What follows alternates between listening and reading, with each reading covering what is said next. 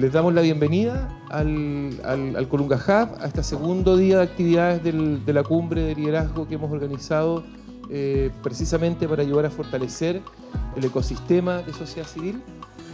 Ayer tuvimos un día de discusiones muy interesantes y la idea es hoy día poder profundizar, tener un espacio rico de conversación, de preguntas, de inquietudes con nuestros invitados e invitadas internacionales.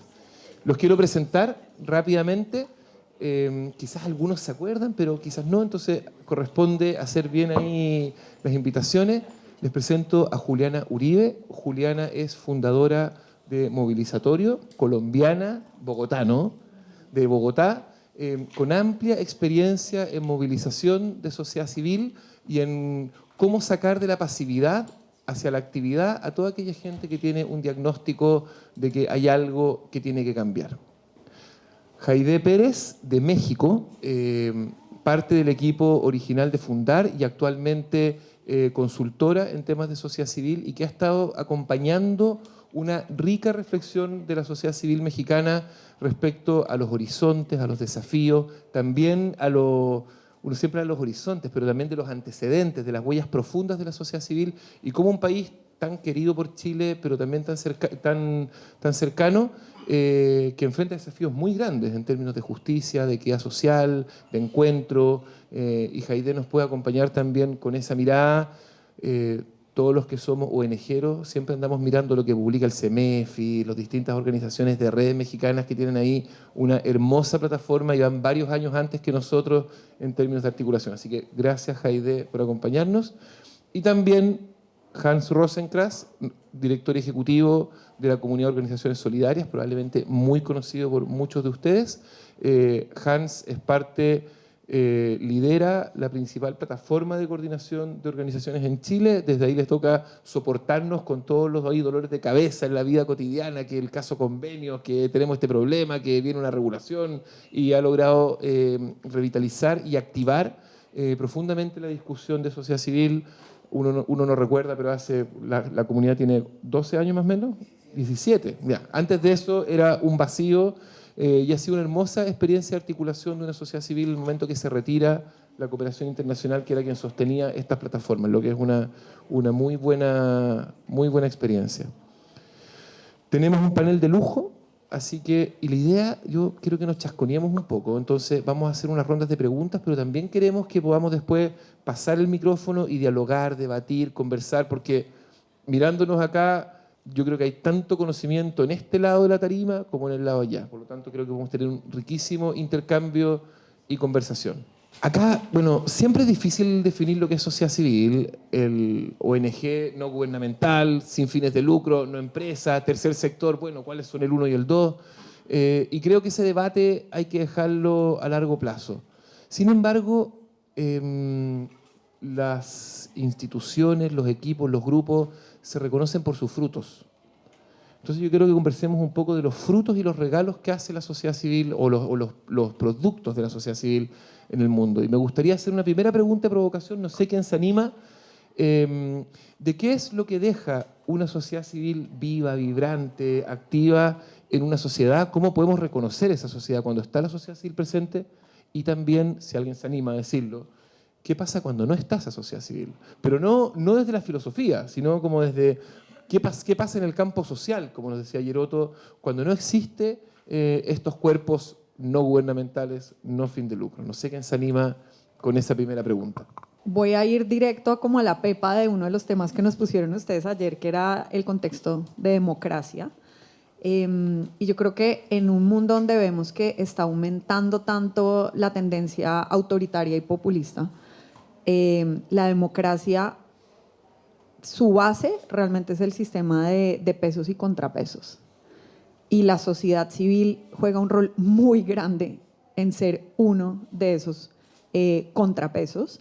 Y creo que especialmente en contextos como el latinoamericano, donde hay tanta concentración de la riqueza en algunos lugares y tanto poder del Estado, la sociedad civil es clave para ser contrapesos a esa concentración de poderes. Y cuando no está, cuando está ausente, cuando está callada, cuando está desarticulada, creo que lo que hace es que se desequilibra ese sistema y ese que ya tiene poder digamos, tiene menos límites y es más difícil realmente, digamos, también que incluso cumpla con las cosas que se ha comprometido. Entonces, para mí es clave, y ahí incluyo sociedad civil organizada, pero también la ciudadanía directamente y la voz directa de la ciudadanía en el ejercicio de como uno de esos poderes que tiene que estar sentado a la mesa para que las democracias funcionen y funcionen bien. Bueno, yo pido perdón porque a lo mejor algunas personas escucharon esta experiencia de ayer, pero me parece que da el punto de lo que estás preguntando.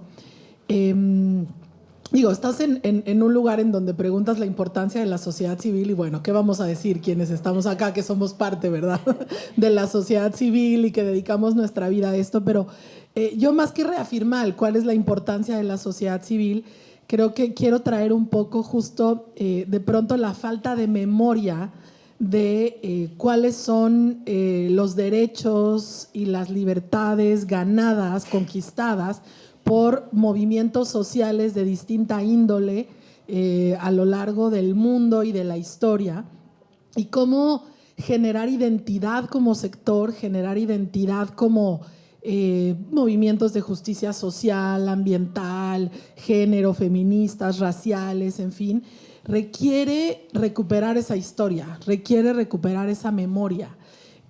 Nosotros hicimos una encuesta para juventudes mexicanas en contextos urbanos para preguntarles acerca de las organizaciones, de la sociedad civil, etcétera, etcétera. No los voy a aburrir.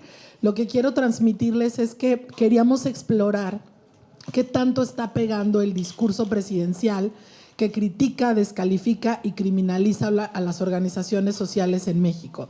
Y lo que nos dimos cuenta es que las juventudes, fue una encuesta para jóvenes de 18 a 23 años, no escuchan realmente el discurso presidencial como nosotros hubiéramos creído, pero no conocen a la sociedad civil, no conocen a las organizaciones. Ese fue el resultado como muy demoledor y como muy aplastante.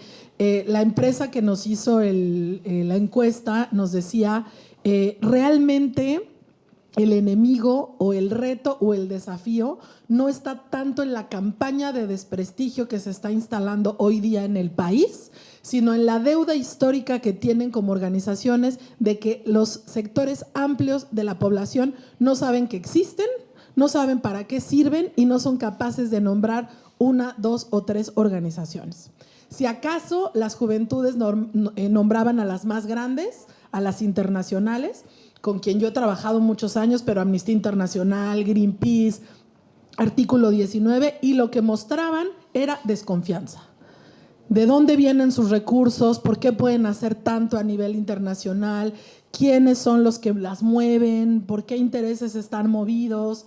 Y para terminar esta primera intervención, yo he hecho el ejercicio de preguntar, no a este grupo de personas, sino con toda la gente que he podido convivir desde que llegué a Santiago. La verdad es que mi muestra, que no es nada representativa, obviamente, pero en general no saben de su existencia, ¿verdad? Y el taxista maravilloso que nos trajo hacia acá, ¿a dónde van? A Fundación Colunga. Ah, ahí roban. O sea, no Fundación Colunga como tal, pero no Fundación Colunga como tal. Creo que el caso Convenios, ¿no? El caso Convenios, ¿no? Eso fue lo que nos dijo. Y era un hombre de izquierda que se la pasó criticando a Piñera, que habló súper bien de Boric, en fin. Pero lo que tiene en su imaginario es se roban la plata pública, millones y millones de pesos. Entonces, lo que quiero decir es, yo no voy a cuestionar, y yo creo que ninguno de ustedes, la importancia para la democracia de la sociedad civil organizada, para la conquista de derechos y libertades, pero sí colocar uno de los desafíos más importantes, que es colocar en la palestra pública y en la sensibilidad ciudadana cuál es nuestra labor, nuestra razón de ser, porque cuando vienen los ataques, si no hay instalada, ¿no?, como esa conciencia de la importancia de este sector, pues es difícil que salgan a la defensa de nosotros, como estamos viviendo ahora en el caso en México, ¿no? Y yo quiero traer como a la conversación lo que pasa un poco antes de que estemos en una situación de crisis, porque lo que pasa un poquito antes, cuando estamos en situación de crisis, es la oportunidad que tenemos como sociedad civil de construir algo distinto en lo que hacemos. Entonces, pienso mucho en la cohesión. Veníamos hace mucho tiempo, por lo menos en Chile, hablando de segregación, de separaciones. Veníamos hace mucho tiempo hablando de crisis, que la crisis nos alcanzó, es como una ola que venía y nos alcanza por distintos casos, pero nos alcanza. Entonces, cuando hablamos de cuáles son como los regalos, el producto que entrega la sociedad civil, yo siempre pienso en esa cohesión, en ese encuentro de posibilidades, muy reflejado por el voluntariado, por los jóvenes, pues, que parten su vida muy temprana haciendo actividades con otros, y creo que eso tiene un poder transformador para la sociedad. Entonces, yo creo que nosotros tenemos que tener mucho ojo como organizaciones que ya somos de la sociedad civil más como organizada, con directorios, con recursos, más algunos o menos otros, de no desconectarnos en nuestra capacidad técnica de lo que es realmente parte de lo que hacemos, que es conectar con la ciudadanía en distintos formas. Uno, con la ciudadanía excluida; otra, con la ciudadanía que se quiere incluir en estos temas y que nosotros somos motor de encuentro y puentes para esta conversación. Entonces, a mí me pasa que creo que tanto el antídoto como la solución tienen un poco el mismo sabor en este momento a lo que estamos viviendo, a los riesgos de que no haya una sociedad civil fortalecida, que es fortalecer nuestra vinculación. Tú lo decías, Jaide, súper bien. En lo comunicacional hablamos con códigos, hablamos con terminología imposible de entender, creemos que lo estamos haciendo súper bien, pero también nos aleja. Y por otro lado, en abrir las puertas a que las personas participen. Esa participación yo creo que hace la diferencia totalmente entre lo que estamos haciendo, entre las personas que nos apoyan, las personas que consideran que la sociedad civil es importante. Si es que tuvo una experiencia previa de participación, hace la diferencia. Yo creo que ahí muchas veces nos cerramos en que tal vez no es lo mejor, porque técnicamente no es la persona que va a saber, y empezamos a como cerrar espacios, a abrirnos hacia la ciudadanía, que se puede expresar a través de la sociedad civil organizada, porque también se expresa con sus propias organizaciones informales, que están fantásticas, pero tenemos que conectar mejor con eso. Hay muy buenos ejemplos de conexiones como encadenadas, que después las conversaremos, pero yo creo que ahí hay un algo todavía que tenemos pendiente, los muy expertos, que nos alejamos mucho de lo que es el resto del país y pensamos que solo con ser expertos basta. Yo creo que no basta para poder fortalecer el sector en el que participamos. Y qué interesante, porque en la conversación aparece que el fruto de la sociedad civil es el contrapeso de poderes, como un tema muy importante como elemento de democracia, y la conexión, o sea, y que por lo tanto cuando no está esa sociedad civil quedamos desbalanceados y desconectados. Sin embargo, todos los que están acá sabemos que en nuestra vida cotidiana el 80%, el 50% del trabajo se va en implementar proyectos, en hacer andar las cartas Gantt, en ejecutar, en implementar programas sociales.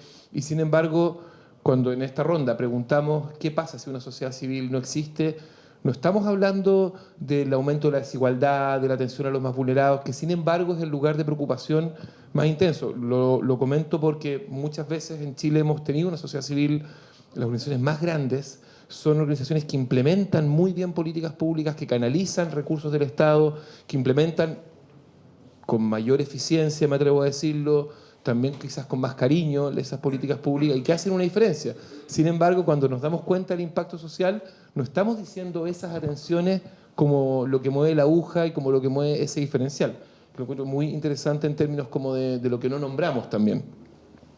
Y en ese sentido vivimos un tiempo de muchos cambios, y me gustaría que habláramos de las oportunidades y las amenazas. Ya aparecieron un par. Apareció la palabra populismo, autoritarismo, apareció la palabra olvido, falta no de reconocimiento, de ubicación en el mapa, así como quién es usted.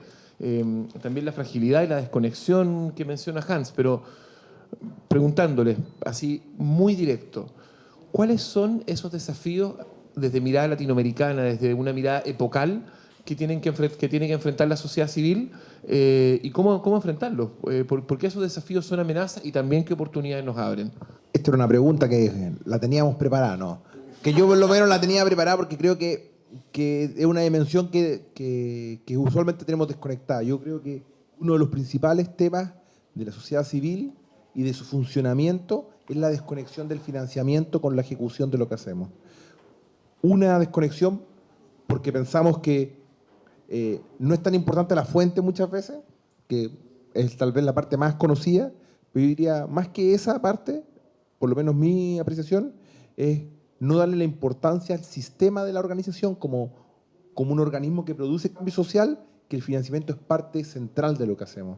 No es una parte anexa, que qué lata que me toca a mí generar recursos, es que si no tenemos los recursos para ser independientes, para levantar la voz, para sostener nuestras propias causas, para poder tener nuestra estructura de administración, de pensamiento, lo que queremos lograr, va a ser muy difícil que nos mantengamos independientes, que mantengamos nuestra agenda, que mantenemos lo que queremos lograr. Entonces, a mí por lo menos me parece que es un riesgo permanente lo que nos toca ver, un montón de directores ejecutivos y directoras ejecutivas espectaculares, muy conectadas con lo social, pero que los abruma y que le tienen tirria a buscar recursos como algo que está muy lejos. Y yo creo que nosotros necesitamos integrar en lo que hacemos que los recursos son fundamentales. Y no me refiero necesariamente a recursos monetarios, pero los recursos que sostengan nuestro propósito, sin estar dependiendo de que si un gobierno, que si un donante, porque eso nos va a permitir, yo creo, hablar libremente. Y algo de lo que por lo menos están los estudios que ha hecho la Universidad Católica, cuando hace el mapa de sociedad civil y hace una definición de sociedad civil, dice, una de las cosas, la sociedad civil tiene que ser autónoma. Y la autonomía yo creo que tenemos que, de alguna forma, resguardarla y cuidarla. Y eso se puede lograr con un muy buen cuerpo voluntariado, con gentes, con alianzas o con financiamiento. Y eso hay que construirlo y dedicarle tiempo y pensar en eso como algo tan fundamental como la incidencia política que queremos hacer para cambiar una ley o el proyecto ejecutar en los territorios. Entonces, para mí por lo menos ese es un punto olvidado, pero que nos pone a nosotros una piedra en el camino, no nos permite avanzar bien. Bueno, diré un par más, pero sumando a lo que mencionas del financiamiento, sí, yo creo también que es un tema clave.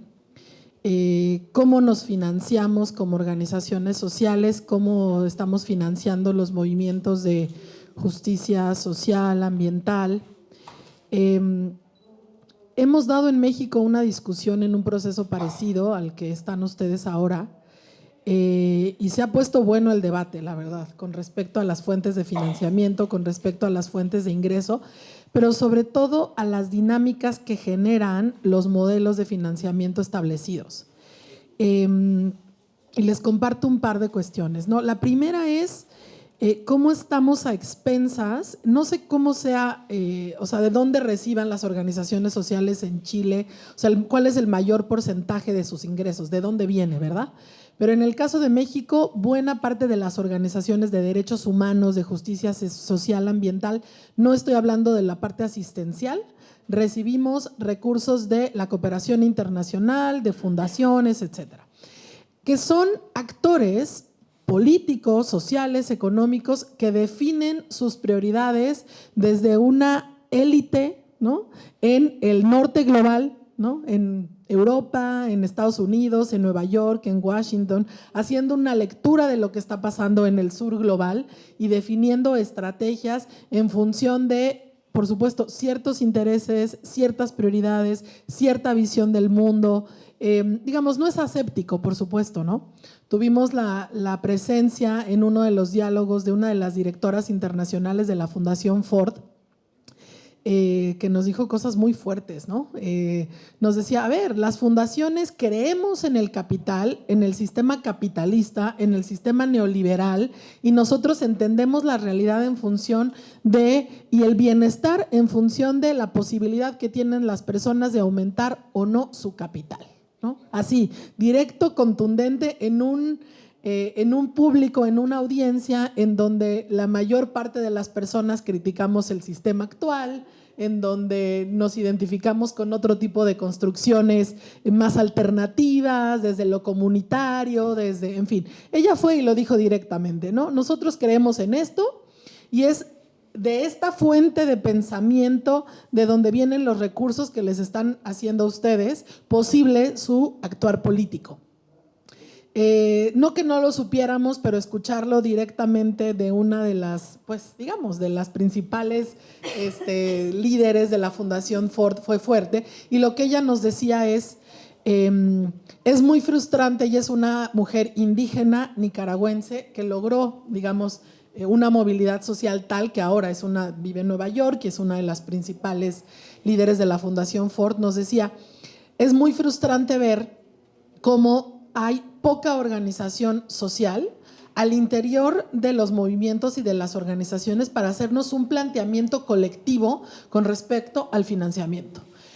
A mí me parece muy perverso el discurso porque por un lado generas tú ese modelo de financiamiento y esa lógica perversa de competencia, porque claro, lo que decíamos antes de subirnos acá es que esto de estar financiando organización por organización y tener que estar metiendo proyectos para que te financien un año, 6 meses, año y medio, y tienes que poner ejes de acción y productos específicos e indicadores de resultado, y entonces te meten en una lógica administrativa, operativa, que limita bastante tu capacidad de acción política, ¿no? En un sentido más amplio, y entras en una proyectitis en donde ya te importa más la investigación y el documento que realmente lo que estás generando en comunidad, en territorio, el tejido social, que son procesos a largo plazo, ¿no? Ella un poco lo que decía, y ahora en lo que estamos es ¿cómo hacer para cambiar esas lógicas de financiamiento? ¿Cómo hacer para incentivar a las fundaciones, a los donantes internacionales a una lógica de financiamiento de largo plazo? O sea, que financies procesos y no proyectos, que financies estos, digamos, apoyos globales, en donde yo financio a la organización con todo su proyecto político y no a X proceso con X productos. ¿Y cómo hacemos para atraer recursos en colectivo? Y así, digamos, ponemos un alto o un freno a la lógica de competencia entre nosotras, que es como los dos lados de la moneda, ¿no? Por una parte queremos cooperar, por una parte queremos colaborar y por otra tenemos que estarnos peleando y compitiendo por los recursos. Y termino diciendo que un ejemplo para mí muy interesante y que podría inspirarnos es lo que sucede en el mundo con los fondos feministas. O sea, los fondos feministas no están pensando en traer recursos para organización X, organización Y. El objetivo es traer muchos millones de dólares para financiar la agenda feminista. Y ahora en México lo que estábamos diciendo es, ¿por qué no hacemos eso para la agenda de derechos humanos, de justicia social, de ambiental? Y nos convertimos un sujeto social colectivo, porque allá afuera hay dinero, y es lo que nos decía Mónica, no crean que no hay dinero, ¿eh? Hay mucho dinero que se va a quien tiene la capacidad y el planteamiento de poder jalarlo en colectivo. Ya no voy a decir los otros porque ya me clavé en lo del dinero, pero creo que ese es uno de los retos más importantes, ¿no? Tener recursos suficientes para operar y más adecuados a nuestras realidades. Y el efecto que esos recursos hacen en cómo operamos y nos articulamos, de todas maneras.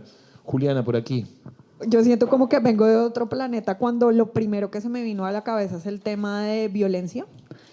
Ayer los que estuvieron en la charla les alcancé a contar que solo en Colombia desde la firma del acuerdo de paz han asesinado más de 1.300 líderes. Es decir, ayer en el galpón de Colombia éramos 130 personas, imagínense 10 galpones llenos de líderes que han sido asesinados. Y no es solo en Colombia, lamentablemente, donde está sucediendo esto, está sucediendo en México, sin duda en Venezuela, sin duda en Nicaragua, Brasil de Bolsonaro, hubo personas que lideraban organizaciones igual a nuestra que tuvieron que exiliarse. Entonces yo creo que sí, en Latinoamérica estamos en un momento en que a los liderazgos sociales y a los periodistas independientes nos tratan de amedrentar, de que tengamos miedo de hacer el trabajo que hacemos de contrapeso, ¿no? Y eso también viene acompañado, y nosotros hemos hecho algunos estudios a través de eso, que el miedo no es solo de, digamos, de amenaza física, sino también de estigmatización, ¿no? Digamos, nosotros cuando estamos pensando cómo presentar movilizatorio en Chile, yo tenía la imagen como de estar súper estigmatizado el tema de movilización social en Chile, después del estallido social, de pronto pasa igual que en Colombia, como y tenemos siempre este dilema interno de cómo nos presentamos, depende con quién estés hablando. Y es interesante porque sí siento, y voy a decir también algo como que me duele mucho decir que incluso en los gobiernos progresistas, pues hemos visto que al contrario de trabajar como en un fortalecimiento de la sociedad civil, hay una estrategia también incluso en la parte económica de que directamente el gobierno ejecute los programas, se fortalezca el gobierno, la gente sepa que recibe directamente la ayuda del gobierno y, digamos, se saque a lo que ellos ven como un intermediario de sociedad civil en algún caso, pero por el otro lado también se hagan como ataques a las voces independientes que quieren que independientemente, sea que tengamos gobiernos de derecha, de centro o de izquierda, haya alguien que esté generando, digamos, como una veeduría a ese gobierno, ¿no? Y lo hemos visto a nivel regional mucho con organizaciones de sociedad civil, con organizaciones con capacidad de movilización, de organización, de articulación, con voces de periodistas independientes y creo que eso sí genera un problema de fondo y es que creo que además de que genera el miedo natural de que las personas ejerzan liderazgo, sobre todo en los territorios donde están los retos más difíciles, que incluso la juventud se mantenga a un lado, o sea, como que no se vuelva algo sexy, chévere, atractivo que hacer, sino que sea algo como que tengo miedo, le tengo recelo o lo cuestiono, ¿no? Entonces, cuando hablamos de retos, para mí ese fue como el primero que se me vino a la cabeza. Y el segundo, creo que es un tema que me encantó que ayer en la conferencia de Otto Scharper lo puso muy sobre la mesa y es si todos estamos trabajando por el cambio, si todos queremos el cambio, porque el cambio no está sucediendo, ¿no? Y no está sucediendo al ritmo que debe suceder, a la escala que debe suceder. Cuando hay recursos, de pronto podría haber muchos más recursos, pero plata hay, yo estoy de acuerdo contigo, plata hay. Hemos intentado diferentes cosas, entonces, ¿qué es lo que está haciendo que no avancemos o que incluso, y lo digo por el caso del proceso de paz en Colombia, por el tema de las constituyentes en Chile, que no como que lleguemos a la cresta de la ola y no logremos concretar los cambios estructurales, ¿no? Y eso me lleva también a un tercer reto, y es el reto de conectar con la gente. Y de pronto lo están hablando acá abajo, pero digamos el cuestionamiento es qué tanto de las causas que nosotros movilizamos hemos logrado que se vuelvan como las causas, mejor dicho, como que sean prioritarias para las personas. Hay temas súper urgentes como el tema de cambio climático, sin duda como el tema de justicia social en general, pero parece que no fuera la prioridad para todo el mundo, que se está levantando y pensando pues cómo va a llevar como comida a la mesa. Entonces creo que sí tenemos un reto colectivo que implica, uno, generar el impacto a la escala que deberíamos estar generando, a la velocidad, concretar procesos de transformación estructural que siento que a veces damos como un pasito acá, un pasito allá, incluso cambian los gobiernos y chévere luego hablar como de la relación entre política y sociedad civil luego, pero incluso la sociedad civil hace parte de impulsar esos cambios incluso en lo político. Tenemos el espacio político, no pasa nada, ¿no? Y siento, sí, para mí ese es como uno de los retos realmente más grandes, es en últimas cómo logramos que lo que movamos no sea una aguja, sino el sistema, ¿no? Y muchos de nosotros llevamos 20 años trabajando en este tema, entonces creo que Latinoamérica ha visto como unas olas de movilización enormes y vuelvo y digo que no hemos logrado luego como recoger toda esa energía y canalizar esa energía en algo que por un lado sea como de articulación, de unidad sostenido. No hemos logrado sostener el momentum de la transformación o no hemos logrado como concretarla del todo, ¿no? Y creo que ahí es donde los financiadores a veces dicen, bueno, yo los llevo financiando 10 años, ¿cuál ha sido el cambio, no? Y no es fácil, es decir, ¿no? Pero creo que sí tenemos que como que aceptar que el reto permanente sigue ahí, o sea, el cambio climático sigue pasando, la justicia social sigue ahí, la inequidad sigue ahí. ¿Cómo podemos generar un mayor impacto? Es otra de las cosas que creo que me cuestionan todo el tiempo. No sé si quieren, si seguimos en esta ronda, porque siento que nos queda más hilo aquí, ¿no? De amenazas y desafíos de este tiempo. Hans, Heider, ¿quieren hacer otro punto o pasamos a otra pregunta? Sí. No, es que me quedo pensando justo creo que uno de los desafíos más importantes de la actualidad, conectado con lo que decías, es repensar el rol.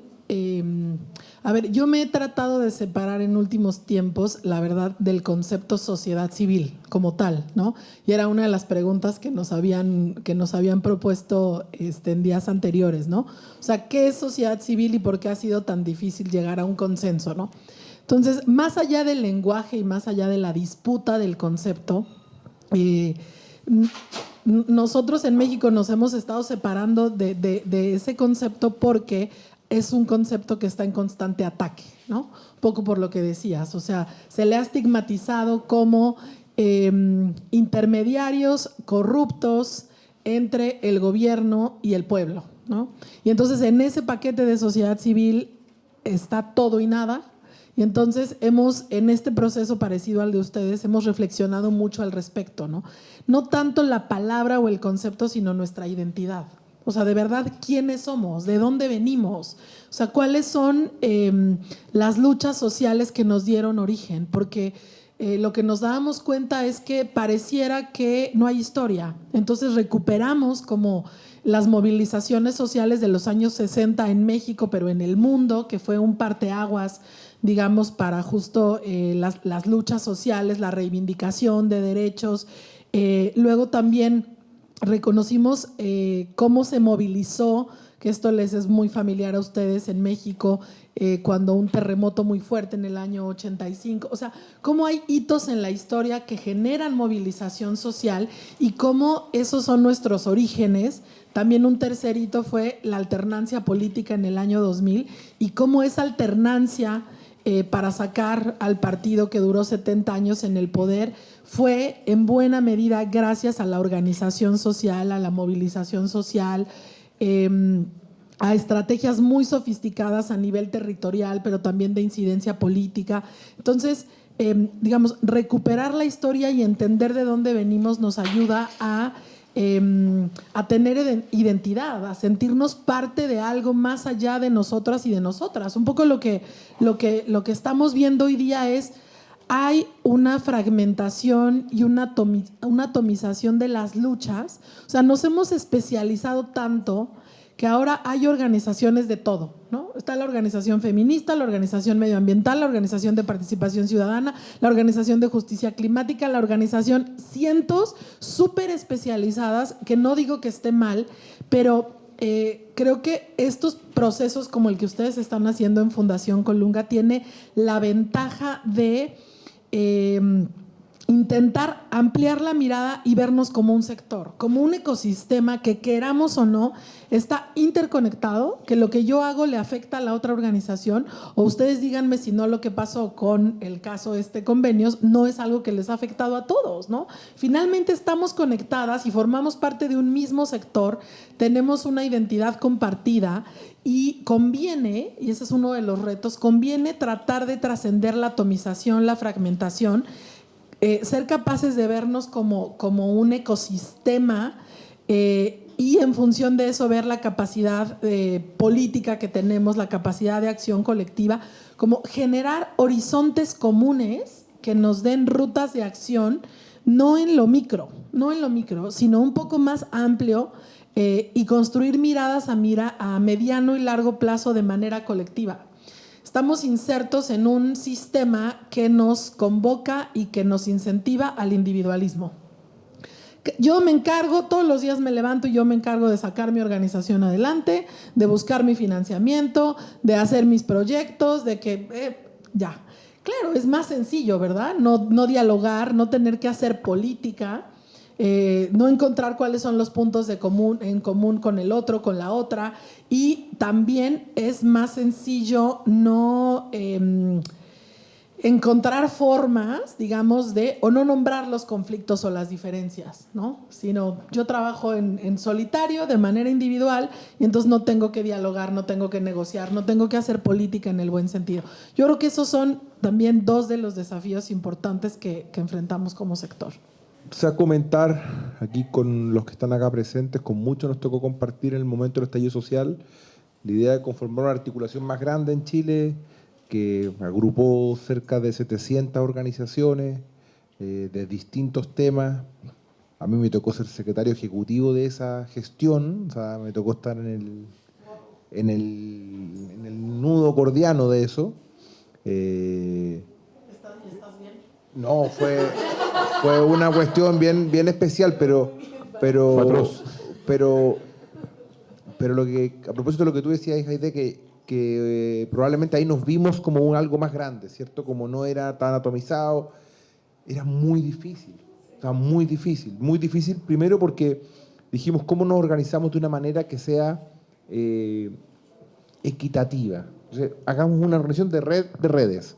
Entonces, llamemos a todas las redes. Y la inequidad que había entre las redes, en el sentido de tamaño, operación, hacía muy difícil las dinámicas, porque la mayoría de las redes eran muy escuálidas. En el caso de nosotros, probablemente éramos la red más conformada por harta diferencia con las demás redes, en términos de tener estatutos, de tener reglamentos, de tener un directorio, una gobernanza, financiamiento, equipo.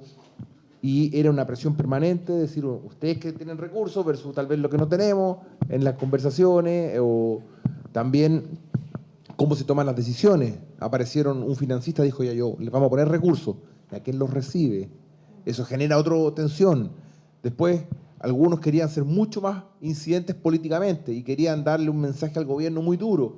Otros no queríamos tanto, decíamos, tal vez no es el mejor momento, porque nos vamos a dividir.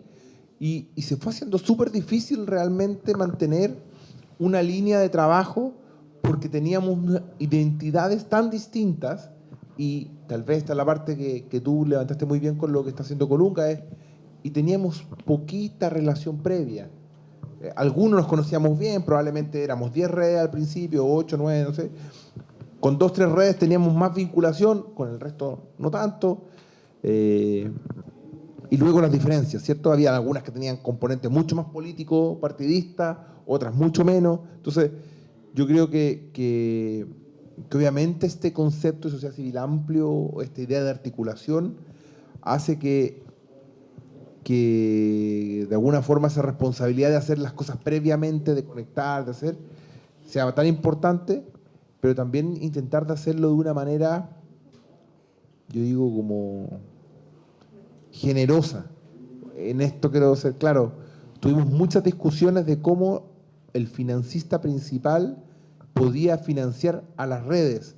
Y era terrible porque financiamos a las demás redes, no, pero es que el fondo no era para las redes, era para hacer tal acción de participación ciudadana. Sí, pero son tan escuálidos que no pueden tener ni siquiera tiempo para venir a estas reuniones. Entonces se empiezan a mezclar todos los temas. Entonces yo lo que diría, esa experiencia por supuesto nos dejó muy buenas relaciones con un par de redes más que seguimos manteniendo y trabajo juntos, pero es complejo, ¿cierto? Porque las diferencias hacen que esta tensión sea permanente, y internamente nosotros nos cuestionamos por qué estamos con estos gallos, que no los conocemos, quiénes son estas personas, y también se empieza a ser difícil. Entonces solo poner la complejidad de la realidad. Existió una posibilidad preciosa, hicimos algo, diría, con el mejor esfuerzo posible, con cientos de horas de trabajo, y a pesar de eso, terminamos al poco tiempo, ya 1 año, 2 años, ya cansados, hay que no sigamos. Ya cumplimos, cada uno por su cuenta. No es tan evidente mantenernos juntos. Sí, quizás en eso un comentario. Hay proyectos que son de tiempos de guerra y proyectos que son de tiempos de paz. Y eso hay que saberlo distinguir. No lo sabíamos. Ese proyecto fue en la mitad del estallido, después la pandemia. Entonces, construir articulación ahí era muy complejo. Quizás por eso este tiempo, que es un interregno, de cierta manera, es un buen momento de reunirse, pensar quiénes somos, ver identidad, ver hacia dónde vamos, y entonces también aprovechar estos momentos. Sí, entiendo perfectamente lo que estás diciendo, el nivel de desafío, y nada más aclarar que, digamos, yo no estoy pensando o proponiendo una plataforma común o una coordinación, una organización operativa, administrativa. Nada más de pensarlo, ya me cansé. O sea, de verdad, no. No, creo que estamos hablando no del operativo, no de la acción, sino de cosas más amplias, cosas más grandes, ¿no? En este proceso que ustedes están haciendo acá en Chile y que nosotros estamos haciendo en México, siempre hay la tentación, y desde el día 1 sé que les ha pasado a ustedes, en Fundación Colunga nos ha pasado a nosotros. ¿Qué va a pasar con este proceso de reflexión, de encuentro y de diálogo? ¿En qué va a decantar? ¿Qué vamos a hacer? ¿Vamos a hacer una plataforma? ¿Vamos a hacer un colectivo? ¿Una coordinación? ¿Vamos a hacer una agenda mínima? O sea, inmediatamente queremos pasar a la acción, queremos pasar a la coordinación operativa. Nosotros desde el día 1 hemos dicho, eso no va a suceder. Eso no va a suceder porque no hay las condiciones para armar algo así. Entonces, si tú sacas esa parte operativa y esa parte de acción en ese sentido, puedes pensar, uno, en construcción de confianza, que es una inversión a largo plazo. Lo que pasa es que hoy día queremos todo inmediato, queremos recetas que funcionen al año que entra, a los 6 meses. No, es construcción de confianza a largo plazo, que es lo que te va a generar la posibilidad de alianzas también a largo plazo, más efectivas. Y yo hablo de coordinarnos en los grandes temas. ¿Cómo le ofrecemos a las sociedades que están desencantadas, que están desesperanzadas, que están con una visión del futuro muy catastrófica, nuevos futuros o nuevas imágenes de futuros esperanzadores? O sea, hacia dónde queremos avanzar como sector? ¿Qué estamos imaginando? O sea, como la coordinación y la construcción de horizontes, pero en lo macro, o narrativas comunes en lo macro. En la operación y en la cotidianidad y en lo más así, líneas de acción, no, de verdad, no va por ahí, ¿no? Creo que está bien incluso entender que hay roles distintos. Decía Juliana que somos como por definición contrapeso, ¿no? Bueno, podemos platicarlo. No todas las organizaciones se asumen como contrapeso, ¿no? No todas las organizaciones se asumen como actores sociales y políticos que existen para hacer contrapeso del poder, para hacer contrapeso del gobierno. Hay organizaciones que se asumen como colaboradoras, como implementadoras incluso de programas sociales, y está bien. Creo que aquí el tema es entender que somos diversas y que cada una puede decidir cuál es su rol, cuál es su identidad, cuál es su narrativa, y no vernos entonces como enemigos, sino como actores sociales que se complementan en función de una misma causa. Creo que una cosa que nos ha hecho mucho daño es pretender estar de acuerdo en todo para poder trabajar juntos. Y les cuento un ejemplo de una red internacional de la que hacemos parte, que era una red que llevaba más de 20 años existiendo y se acaba de fragmentar por el tema de Gaza e Israel. Y es una red que trabaja a nivel global en temas de movilización y activismo, y esa red pues ha hecho campañas increíbles de 1000 temas distintos, y como en el punto concreto de Gaza e Israel no todos estaban de acuerdo en exactamente la misma posición, digamos, no se logró llegar a un acuerdo y decir, bueno, independientemente cada uno haga sus campañas, lo que sea, sino se fragmentó. Y lo traigo como un ejemplo lejano, digamos, pero para traer a la mesa también la discusión de, en este mundo, digamos, donde hay más polarización y más fragmentación, parece que la diversidad de discursos como temáticos tuviera menor cabida, y pareciera que entonces si no estamos exactamente alineados en todo, no estamos listos para trabajar juntos. Y creo que eso sí realmente está siendo como una barrera también como para poder pues tomar como pasos de mayor compromiso en el tema de colectivos. Sí. Quiero saltarme de pregunta, aprovecho que Juliana tiene el micrófono. Estamos en este panel 3 países, bueno, hablemos de política un poquito, ya lo han dicho, varios ahí han surfeado por el borde de la pregunta. En este panel hay 3 países latinoamericanos que tienen gobiernos de carácter progresista, pero en distintos momentos. López Obrador termina ahora su mandato, el presidente Boric está en la mitad, acabamos de salir con todas las columnas de las evaluaciones, mitad de proceso, etcétera. Y Petro lleva 1 año y medio de gobierno, ya terminó su instalación, en teoría debiera estar acelerando, ¿no? Y es una complejidad para la sociedad civil, porque muchas veces los gobiernos más progresistas, más con foco en derechos, en políticas sociales, levantan banderas que se han levantado en estos sectores. Y también reconozcámoslo, mucha gente de este edificio está trabajando en gobierno. Por lo tanto, eso es muy bueno porque uno tiene el WhatsApp, pero también genera complejidades, cómo uno critica, cómo uno se posiciona. ¿Qué hay? ¿Qué hay ahí? ¿Qué podemos compartir en esta mesa en la relación con el Estado, con la política pública, con la principal fuente de servicio y bienestar hacia las poblaciones, hacia los excluidas, hacia los principales temas? ¿Qué podemos ver en esa, partiendo por ti, Juliana, qué podemos ver en esa tensión? Colombia, para dar un poquito de contexto, viene como de muchos años continuos de gobiernos de derecha o centro derecha. Santos es difícil ubicarlo, pero digamos más centro izquierda, pero también muy de élite.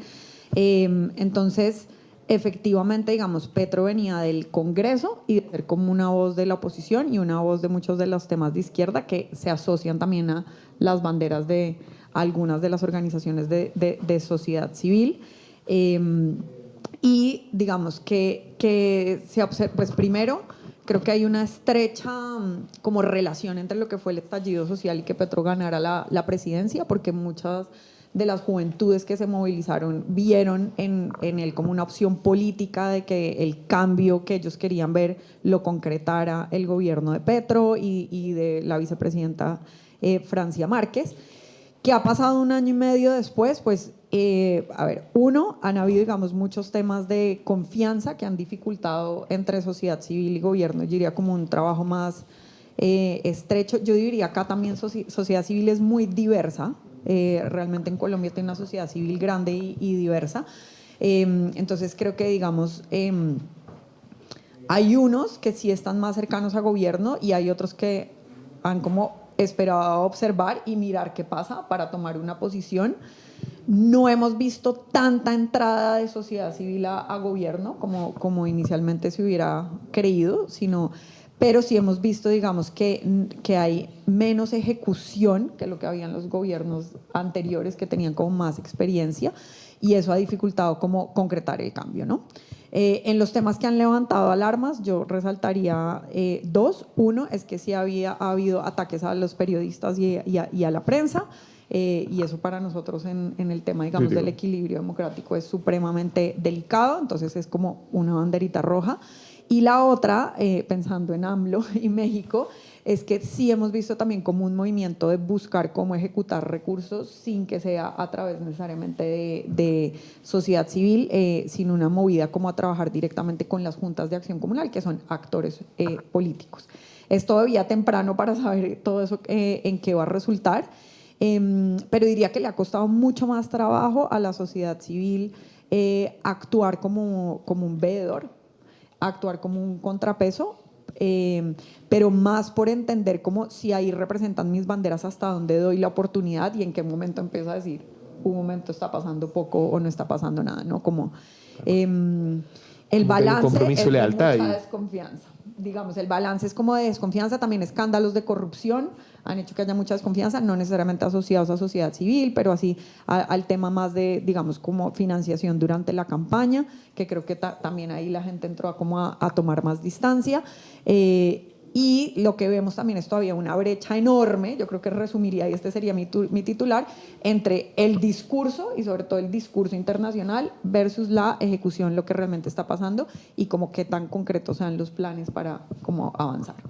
Yo creo que lo que nos ha enseñado, nosotros en Chile tuvimos, ¿cierto?, esta crisis bien grande ahora en junio del año pasado, del caso asociado a los convenios, que tuvo la desfortuna, la poca suerte de que se llamó por harto tiempo el caso Fundaciones, que ha generado una ola de desconfianza en nuestro sector bien importante, cuando al menos se formó una comisión de investigadores, no investigadora, de propuestas. El 98% de las propuestas es que el Estado tiene que cambiar para que funcionen las cosas bien, no las organizaciones. Sin ser autocomplaciente, hay mucho por mejorar, o sea, los temas de transparencia, los temas de rendición de cuentas, pero yo diría que a mí, mi reflexión personal respecto a la relación con la política, yo creo que hay que ser muy cuidadoso. Creo que hay que ser muy cuidadoso, tanto si uno tiene, o sea, y más cuidadoso aún si uno tiene gente cercana trabajando. Creo que la posibilidad de que se presten a malos entendidos, exceso de confianza finalmente puede minar la confianza que tienen en nosotros, la ciudadanía, las personas. Yo creo que hay casos, no quiero mencionar ninguno, pero que finalmente la cercanía trajo consecuencias negativas en las organizaciones, y ahí pasaron, al menos a mi juicio, algunas cosas que tenemos que intentar como organizaciones también resolver, que es la institucionalidad versus las personas. Las instituciones tienen una personalidad distinta a los líderes de las organizaciones y usualmente no las separamos, y eso también trae consecuencias para nuestras organizaciones, que pueden ser en algún momento positivas, asignar un montón de fondos porque nos conocen, pero también negativas, ¿cierto? De cómo llegué a esa cercanía, cómo me acerqué. Entonces yo creo que la relación con la política tiene que ser, y no quiero decir con esto, nosotros nunca hemos tenido, o todo lo hemos hecho excelente como comunidad de redes solidarias, pero creo que tiene que ser demasiado bien ejecutado, tiene que ser demasiado impecable, siguiendo todos los procedimientos. No podemos hacer menos, independiente de que nos parezca que es más cerca ahora porque tenemos el WhatsApp, y que podemos quizás que nos den una reunión o que nos reciban, que tal vez lo hemos venido haciendo por años. Yo creo que al menos en Chile no están las condiciones. Las condiciones están hoy día solo para hacerlo impecable, para intentar salir de todas las posibilidades de hacerlo, y eso va a ser más lento y probablemente va a tener menos resultados. Pero lo que está en juego es más importante que el resultado de corto plazo. Eso por lo menos me tocó aprender a mí en este proceso del caso Convenios y de la crisis que hemos tenido, y también la cantidad de personas cercanas que están en el gobierno, que son muchas personas a las cuales tenemos confianza, pero que también tuvimos personas cercanas en el gobierno anterior, también para decirlo de buena manera, o sea, da lo mismo el partido o la forma. Yo creo que siempre hay personas cercanas que tienen institución, que vienen de la sociedad civil y que quieren hacer cambio, y que a veces tienen pensamientos de un sector o de otro. Pero yo creo que tenemos que ser impecables, esa es mi única como reflexión, impecable, pasar todos los procesos, esperar, incidir, de la manera que nos permiten los protocolos. Es muy difícil hoy día, como está parada la cosa para Chile, que nosotros no lo hagamos de otra forma, y eso obviamente va a tener consecuencias, pero a largo plazo va a tener muchos réditos. Yo creo que tenemos que ir por ese camino. Porque de alguna forma en este caso la política lo que está haciendo, a mi juicio, es limpiando sus problemas y echándole la culpa a la sociedad civil. No tenemos tanto margen para hacerlo distinto. Entonces, esa sería como mi recomendación, que me la hago a mí mismo también, y que nos cuesta hacernosla a nosotros mismos también. Porque muchas veces necesitamos la ventana corta de entrar en esa reunión que va a pasar ese cambio. Pero tenemos que saber sopesar eso e intentar ser lo más impecable posible. Cómo interactuar con gobiernos progresistas. No tengo una respuesta. En el caso de México, el país está dividido en dos, como nunca antes, ¿no? Hay un nivel de polarización de verdad inconcebible. Familias enteras están divididas, ¿no? Se han roto amistades, círculos sociales, o sea, ya no digamos así redes de colaboración política, de organizaciones, mi propia familia, ¿no? O sea, la generación arriba mía no puede ver ni en pintura AMLO, y de mi edad para abajo, o sea, digamos los hijos, los sobrinos, ¿no? Pues somos más gente de izquierda, progresista, aunque ya a estas alturas, pues ya no te diría que voy a favor de AMLO. Pero creo que, antes con los gobiernos tuvimos dos administraciones de derecha y luego una de centro izquierda, el PAN y el PRI. En esos 3 sexenios, estamos hablando de 18 años, del 2000 al 2018, la sociedad civil, ante la falta de legitimidad de los gobiernos, tenía un nivel de micrófono, tenía un nivel de posicionamiento en la opinión pública muy importante. O sea, éramos considerados especialistas, referentes. Tú veías los medios de comunicación, las redes sociales, la televisión, el radio, en todos los programas, en todas las notas, siempre había una opinión de algún integrante de la sociedad civil, hacían referencia a un estudio, a una investigación, retomaban las recomendaciones de política pública. O sea, podíamos decir que teníamos un lugar como muy privilegiado en términos políticos y de narrativa como sociedad civil, mucha legitimidad. Ahora, la reflexión que hemos hecho es si eso efectivamente, o sea, ese nivel de privilegio a nivel político o narrativa, o sea, a nivel discursivo, realmente era capacidad de influencia. O sea, el hecho de que uno salga en la prensa todos los días, el hecho de que uno tenga la capacidad de colocar agenda, el hecho de que sea referenciado, el hecho de que tengas procesos de interlocución política con la mayor parte de los ministerios, mesas de diálogo, comités ciudadanos, etcétera, realmente era capacidad de influencia, era impacto. O sea, realmente eso generaba mejora en la calidad de vida de las personas en función de las agendas que trabajamos las organizaciones. O sea, eso estaba decantando en una mejor política pública para buscar a las personas desaparecidas en México, resultado de la guerra contra el narco y el crimen organizado, que hoy día son más de 100,000 personas. O sea, de pronto lo que yo y lo que hemos estado analizando es que de pronto también era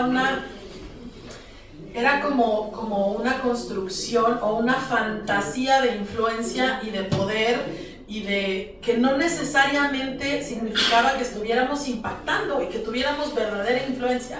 Eran gobiernos que necesitaban nuestra legitimidad, que les venía bien, porque imagínense que el sexenio anterior, el presidente Enrique Peña Nieto salió de su sexenio con una aprobación del 15-17%, ¿no?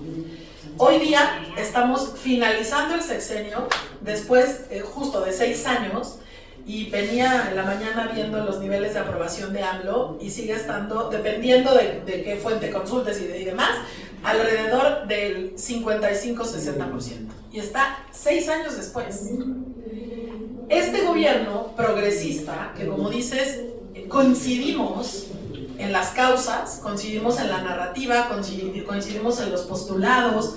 Yo recuerdo que fundar la organización en la que estuve muchos años, cuando gana AMLO, lo que nunca, desde que fundar existía, nosotros salimos con un comunicado y en nuestras redes sociales diciendo: coincidimos, señor presidente, por el bien de todos, primero los pobres.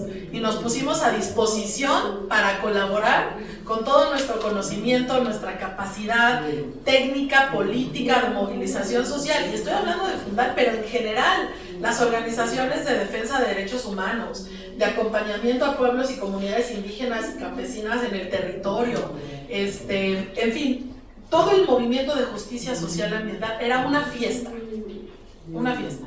El primer año de gobierno, una desbandada de gente que se fue a trabajar al gobierno, nuestros amigos, nuestras amigas, se abrieron mesas de trabajo, en fin, era como la luna de miel, ¿no? La fiesta democrática de que la izquierda llegó, el progresismo, ahora sí la revolución nos hizo justicia.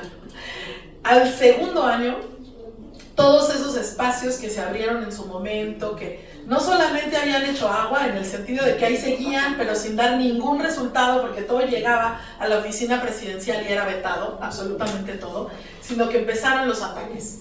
La circular número 1 del presidente, que son circulares ejecutivas, no tienen que pasar por el legislativo, era: a partir de hoy se cancelan todos los fondos públicos que van dirigidos a sindicatos, a organizaciones campesinas, sociales, ni un peso más a esos intermediarios corruptos, porque de ahora en adelante yo y esta administración Morena, la cuarta transformación, como se hace llamar, hablo a él mismo y a su gobierno, tenemos una relación directa con el pueblo bueno, no los necesitamos, ¿no? Y nos empezó a llenar de etiquetas, ¿no? Fifís, en fin.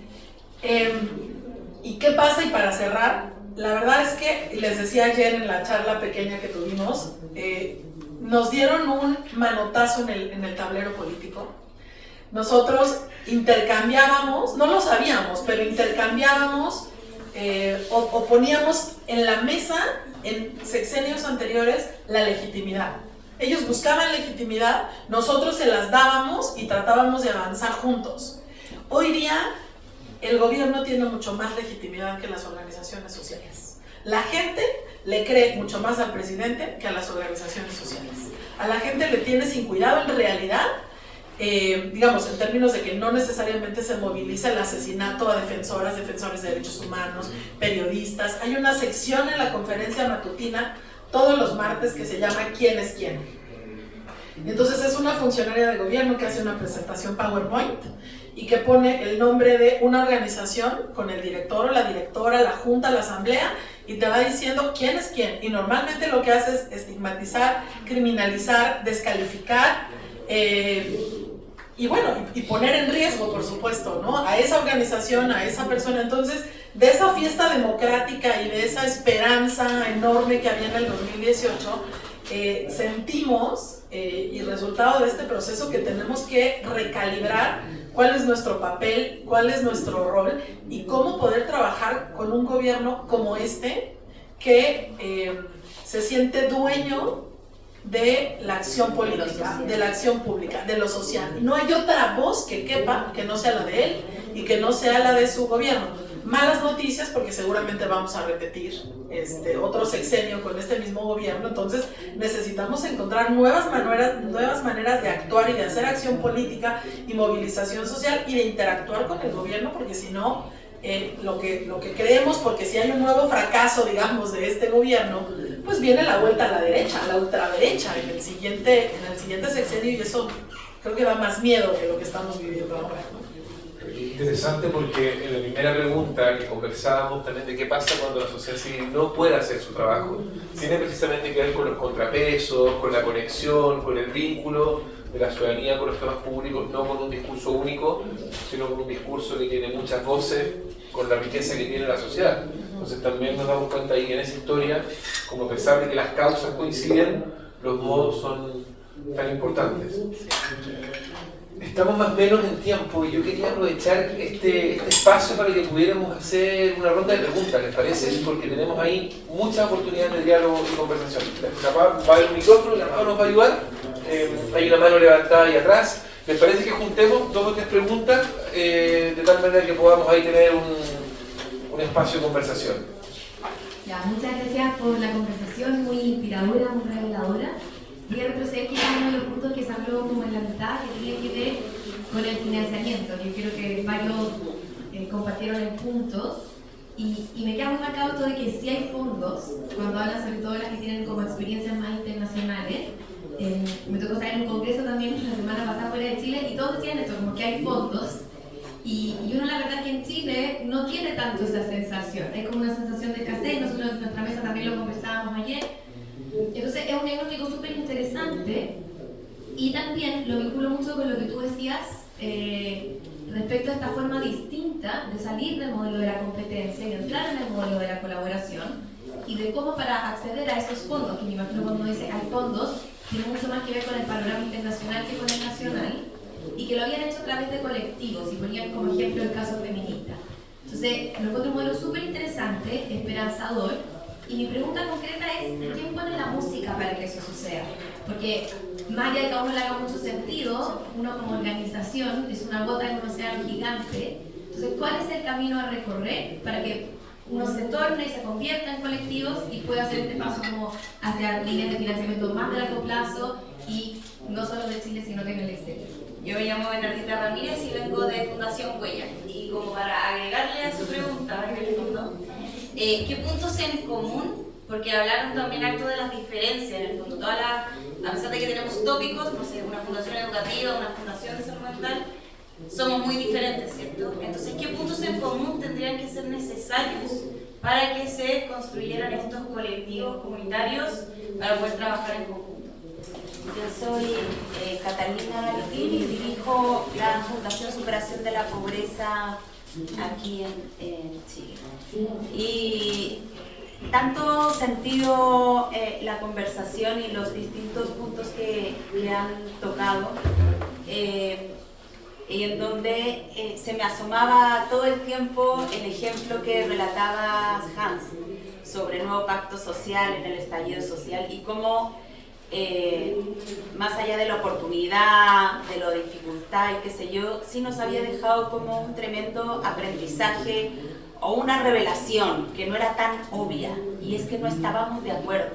no teníamos el mismo diagnóstico, no queríamos enfrentarlo con el mismo tono, con la misma intensidad, ni desde las, mismos caminos.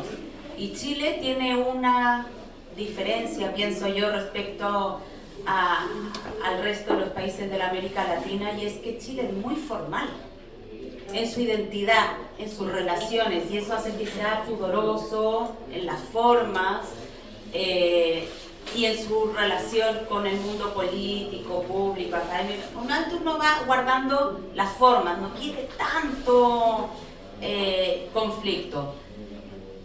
En general, esto es como el vestido que nos ponemos, distinto es que así termine siendo la realidad. Entonces, como no es tan obvio el estar de acuerdo, no es tan obvio tener el mismo diagnóstico o compartirlo, tampoco es tan obvio que estemos de acuerdo en lo prioritario como país. Y estaba pensando en esas líneas generales, ¿no? En ese gran marco que sí debiera articularnos, independiente de nuestras diferencias y de nuestras posiciones ideológicas, políticas, culturales. ¿Cómo avanzar hacia esa identificación de lo que este país, en términos prioritarios, necesita? Eso, desde su experiencia, si nos pueden contar.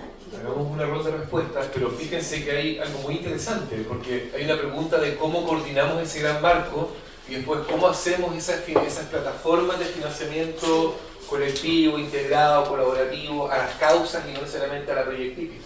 ¿Quién se anima a partir? Está difícil la pregunta. Sí, mira que...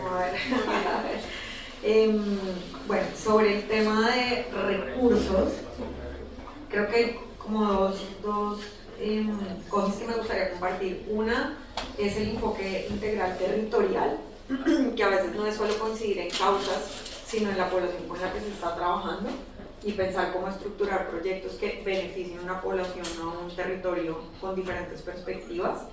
E incluso creo que uno de los focos es ir a la población y trabajar de base qué es lo importante para ellos y armar con base en eso como cuál sería el equipo de los sueños que pudiera, digamos, generar ese impacto que la población está buscando, y tratar de buscar los actores que están en territorio que quisieran como, por decir, atender esas causas, pero de una forma un poco más integral. Yo creo que es un sueño para todos tener como recursos multianuales, flexibles, sostenidos, y un poco lo que nosotros hemos ido viendo es que de primerazo pedir eso es difícil cuando todavía a uno no lo conocen, o volvemos al tema del impacto, es porque a ti, no a este, como cuál es tu metodología, qué estás haciendo. Entonces yo a veces no siento que es tan malo la proyectitis, porque creo que la proyectitis es la forma de generar confianza y darse a conocer, y de experimentar también las metodologías en poblaciones más acotadas, en tiempos más acotados, y con base en esa experiencia de eso que se va generando, tratar de lograr, digamos, ahí sí aplicar a cosas a más largo plazo o de mayor escala. Otra de las estrategias que nosotros hemos hecho, y puede ser muy impopular en muchas juntas directivas, es la diversificación, ¿no? Entonces, como que las juntas directivas o mucha gente es como foco, y es como, si en mi foco no hay plata, pero voy a dar el ejemplo, ahora en cambio climático hay muchísimos recursos, pues ¿cómo integro mi agenda? Es decir, como nosotros en el caso es participación, que permite tener muchos ángulos temáticos, y una población no tiene necesidad de una sola cosa, sino es más integral. Pero digamos, ¿qué nos ha ayudado a nosotros a sobrevivir 8 años? Que empezamos en paz, en ese momento había mucha cooperación para la paz en Colombia, pero pudimos ir llevando metodologías, procesos, aprendizajes de un tema a otro, irnos moviendo un poco también de acuerdo a eso, y realmente ha sido muy importante porque hemos podido sostener por 8 años presencia en territorio, trabajo con las mismas comunidades, así sea con diferentes financiadores, con diferentes proyectos, pero en últimas terminar. Y otra estrategia que nosotros hacemos interna es que hacemos como subsidios cruzados dentro de la misma organización, porque hay temas que están muy bien financiados y otros que no, y logramos cruzar recursos para financiar temas de como el corazón que queremos hacer. como justo el tema de asesinato de líderes sociales, que es muy poco atendido por los financiadores, con otros temas y poder incluso como incluirlos temáticamente. Entonces son como, no es una sola respuesta, siento que es como una estrategia de navegar también a veces la realidad, pero estoy como compartiendo algunas de las cosas que nos han ayudado. En el tema del gran impacto y de la gran articulación, no sé, lo que se me viene a la cabeza, y creo que necesitaría mucho más contexto chileno para saber, pero yo creo que a nosotros nos ha ayudado mucho a entender cuáles son las zonas rojas que no queremos que cruce, y antes de pensar como cuál es mi propia causa, por ejemplo, el tema de la libertad de expresión, para nosotros es, pues muchas de las organizaciones inmediatamente, por ejemplo, han atacado mucho la Fundación para la Libertad de Prensa en Colombia, y cuando ellos salen, y yo digo, como súper valiente porque salen frente, estar ahí detrás y apoyar, amplificar, compartir. Yo a veces siento que, y esto tiene que ver como que siento que a veces por articular entendemos generar una única gobernanza centralizada y una única cosa como agenda, marco que todos vamos a hacer juntos. A mí me parece que uno podría tratar de pensar en un enfoque mucho más sistémico y lo digo por ejemplo en temas de cambio climático, es ok, no estamos avanzando al ritmo que quisiéramos, pero si no hubiéramos hecho nada, ¿dónde estaríamos? Entonces hay algún avance y no necesariamente es absolutamente articulado y está en un plan maestro centralizado de todos, pero lo que cada uno está logrando avanzar está sumando a un objetivo final. Entonces creo que líneas rojas y entenderse mucho más como en un sistema que está avanzando por caminos a veces paralelos, distintos, y que donde ve oportunidad de sumar, se suma. Ayer en la conferencia yo también les hablé de otra estrategia que para nosotros es importantísima, y es las campañas de rápida respuesta, y les cuento también cómo las hemos hecho, porque a veces es, ok, no estamos de acuerdo en todo, pero estamos de acuerdo en que hay que apagar el incendio mañana en Valparaíso. Y entonces, ¿quién se suma a ayudar a que eso pase y ayudar a que lleguen recursos o nos den cuentas de por qué no hubo una estrategia preventiva o nos digan por qué no llegaron los bomberos? Entonces, en esos casos, creo que lo que nosotros hemos buscado es al otro día citar a todo el que quiera venir. El que quiera venir estuvo ahí, participó, tomar una decisión, compartir con el resto de la gente la decisión de lo que vamos a hacer. El que quiera sumar sigue invitado, y salir y hacer, y no esperar a que los 700 que hagan parte de la red están de acuerdo, pero si de ahí hay 50, con esos 50 trabajamos y los demás se pueden ir sumando. Y si salen 3 o 4 o 5 campañas paralelas también para apagar el incendio, también pueden estar aportando con otra narrativa, porque llegan a otras audiencias, porque trabajan con otros aliados, porque son complementarios. Pero sí, mejor dicho, creo que lo importante es como dejarnos de pensar como una estructura súper centralizada como el gobierno, y tratarnos de ver como algo mucho más desestructurado, pero también permitir que esa falta de estructura nos dé agilidad. Creo que lo que nos mata es cuando como que el tratar de todos estar de acuerdo nos impide generar acciones inmediatas, y nosotros creemos mucho también como en la bola de nieve, ¿no? Como que si lo que propusiste está bien, empieza a funcionar, la gente se empieza a sumar, luego se suma otra y otra, y quiero también dejar ahí como un pie de página, abrir esa puerta para ver cómo se puede sumar la ciudadanía. Creo que en Chile hay unos casos excelentes de voluntariado que son ejemplo para el mundo, pero si no puedes ser voluntario, no sé, puedes firmar una petición, puedes donar 5.000 pesos, puedes dejar algo en algún lado, puedes ayudar a poner en nuestro caso se llama tutela, pero una acción jurídica que permita que haya presión. Hay como una gama de acciones a las que uno puede invitar a la gente a participar y nadie esté obligado a participar, y creo que tenemos que dividir eso, ¿no? Como la invitación a la obligación. Sí, que Ok. Sí, yo creo que la tragedia del progresismo o de la izquierda es que no somos capaces de ponernos de acuerdo. O sea, ni la izquierda partidista y tampoco la izquierda social, por así llamarla, ¿no?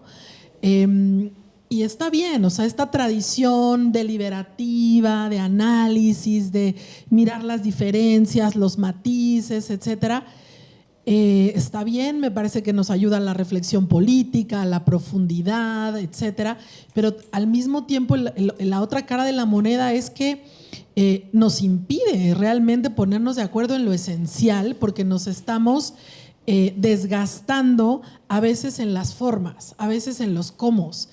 Yo me pareció genial lo que decías, Catalina, de nos dimos cuenta que no estábamos de acuerdo. Bueno, eso me parece genial, porque luego estás avanzando tan rápido y haciendo lo que te toca hacer que ni siquiera volteas a ver al otro o a la otra para preguntarte, ¿coincidimos, no coincidimos? ¿En qué no coincidimos? ¿No? ¿Realmente esta falta de coincidencia es esencial? ¿Es en lo prioritario? ¿O es que a ti te gusta verde claro y a mí me gusta verde fuerte y a mí me enseñaron que era de una forma o de otra? Yo no sé, pero yo me atrevo a decir que muy probablemente en lo esencial, quienes estamos en este salón o quienes estamos en estas causas estamos de acuerdo, ¿no? Probablemente donde hay más diferencias es en los cómo, ¿no? ¿Quién quiere colaborar más? ¿Quién quiere ser más frontal? ¿Quién quiere...? Claro, pero ahí estoy muy de acuerdo en términos de entendernos, no como como un actor como homogéneo, centralizado, con una estructura que nos hace más lentos, que implica que nos pongamos de acuerdo en absolutamente todo, sino entendernos como un sujeto social colectivo amplio en donde tiene distintos integrantes con distintas formas de hacer las cosas, ¿no? Entonces, si tú entiendes que en una misma estrategia hay quien puede ser más tipo, no sé qué le suena esta palabra, pero este concepto, como más grupo de choque, por así decirlo. No estoy hablando de violencia, de actos violentos ni nada, pero, por ejemplo, fundar la organización en la que yo estaba, una organización técnica de investigación, de incidencia, con mucho conocimiento como sólido, académico. Siempre teníamos como una estrategia política más de colaboración, de diálogo, ¿no? De cabildeo, etcétera.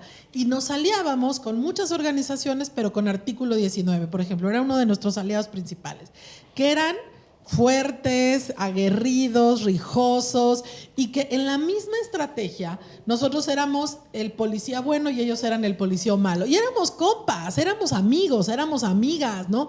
En realidad jugábamos a hacer política, porque hacemos política, ¿no?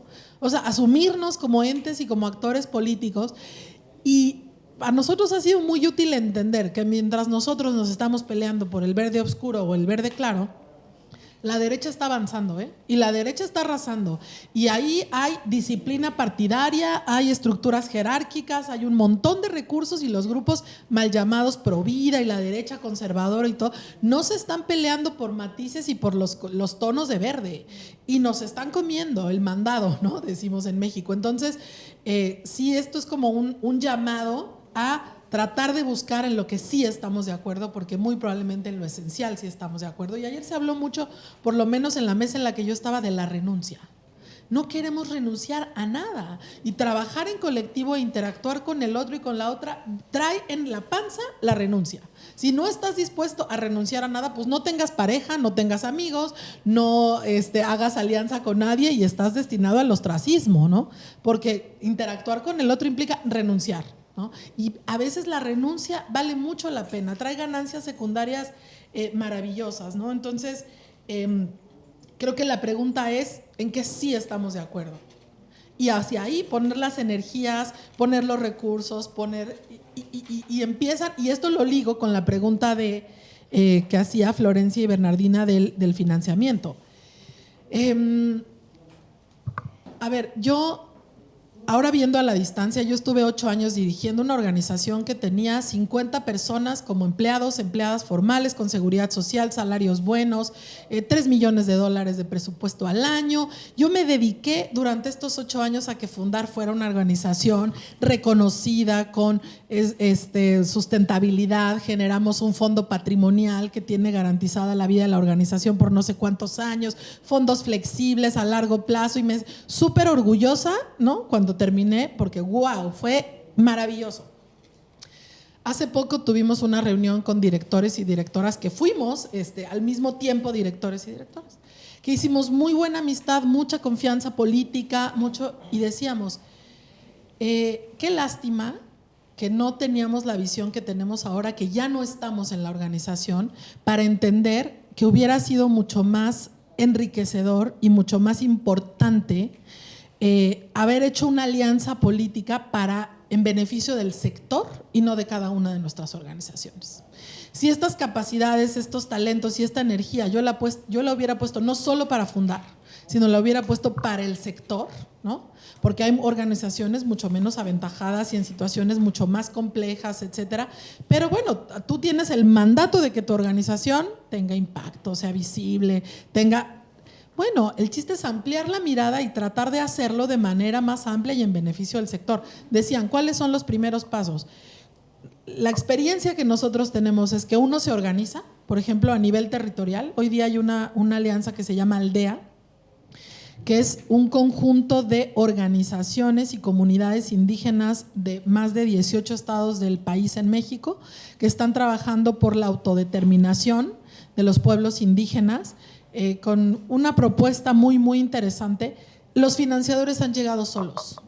De verdad, llegan a tocar la puerta y a decir cómo podemos ayudar, porque el tejido social que están armando a nivel territorial, de la mano con organizaciones que pueden acompañar la parte política, social, técnica, etcétera, no les miento, van 3 donantes que nos tocan la puerta y venimos al problema de, a ver, ahora cómo hacemos para recibir los recursos, quién va a tener la legitimidad, en fin.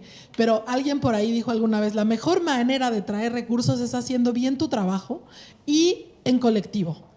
Nosotros hemos tenido la oportunidad de recibir recursos, por ejemplo, ahora con la campaña Juntos Chile se levanta en los incendios, que nos llamaron a nosotros, dijeron a la comunidad, tiene un programa que se llama Movidos por Chile, hagan una campaña con Anatel. Y les quiero contar esa experiencia porque creo que puede ayudar. En esa campaña, nosotros primero dijimos, vamos a hacer un fondo con todo lo que recibamos y cada organización de lo que está haciendo, esto es el día 1, va a poder postular a ese fondo y hacer lo que ellos están haciendo. Yo trabajo con los niños que tienen cáncer, que están afectados por los incendios, los quiero ayudar. Y vamos a hacer un fondo para eso, vamos a hacer un fondo para esto. ¿Qué es lo que nos dijo la Anatel? Váyanse a la punta del cerro. No queremos trabajar con todo este grupo de fundaciones que no tenemos ninguna confianza en ellos. Queremos trabajar con ustedes y que ustedes, de hecho, no queremos tanto trabajar con ustedes, quisiéramos trabajar con los que tienen mejor marca que ustedes, los más conocidos. Arréglense. ¿Cómo lo hacen? Nosotros dijimos, bueno, veamos qué podemos hacer. Y los bancos también nos tensionaron por eso, porque se sumaron todos los bancos y todos los canales de televisión. Y nos tocó tomar algunas decisiones que tienen consecuencias positivas y negativas. Primero dijimos, vamos a trabajar con organizaciones grandes reconocidas. Llevamos a las 2 organizaciones más grandes reconocidas que trabajan en esto, a las 3. Algunas no se subieron, con Techo, con Hogar de Cristo, y nosotros y armamos la campaña y lo subimos de igual a igual. O sea, no nos dejamos como nuestros escondidos, nosotros los vamos a subir. Y que todo lo que podíamos recaudar en la campaña de nosotros íbamos a hacer a través de una red articulada de organizaciones, iban a recibir parte de la ayuda que nosotros íbamos a prestar. El techo, las casas, el Hogar de Cristo habilitar las casas de emergencia y nosotros la de alimentación repartido a través de las fundaciones. A la organización al principio no les gustó, nos dijeron, nosotros queríamos la plata. Eso está bien, le contamos toda la razón, nosotros también queríamos darle la plata, pero no nos permitían todos los aliados en la confianza que habían con ellos. Pero nos permiten darles la ayuda humanitaria para que ustedes le entreguen a sus comunidades. Si no hubiese sido por las organizaciones, al día de hoy llevaríamos 0 cajas entregadas. Esto pasó hace un mes. Porque los municipios, hasta el día de hoy, no nos han entregado una lista de organizaciones de cuánto necesitan. Entonces, gracias a las organizaciones, llevamos cerca de 5.000 cajas entregadas. Probablemente vamos a terminar en 7.000 esta semana, porque ellos ya conocían a las personas, ya hacían el trabajo, tenían el conocimiento del territorio, y probablemente la segunda fase va a ser con los municipios que se demoraron mucho más, que ya entramos en contacto con ellos y que hicieron esto. Entonces, de alguna forma nosotros tuvimos la oportunidad de elegir hacerlo con todo el mundo, teníamos un mandato de hacerlo con todo el mundo, también eso es bueno, pero también podríamos haber dicho, mira, más para nosotros y menos para el resto. De los fondos que recibimos, que son algo así como $7 millones, 6.200 millones de pesos, el 75% de plantas se fue para otras organizaciones. Y el 20 no sé cuánto % se va a ir igual para otra organización a través de kit de alimentos. Entonces, es difícil cuando uno tiene la oportunidad de recibir los recursos, de entregarlos a otros y compartirlos. Yo creo que eso, en algún momento alguien tiene que hacerlo. Si no lo parte haciendo alguien, va a ser muy difícil que esto ocurra.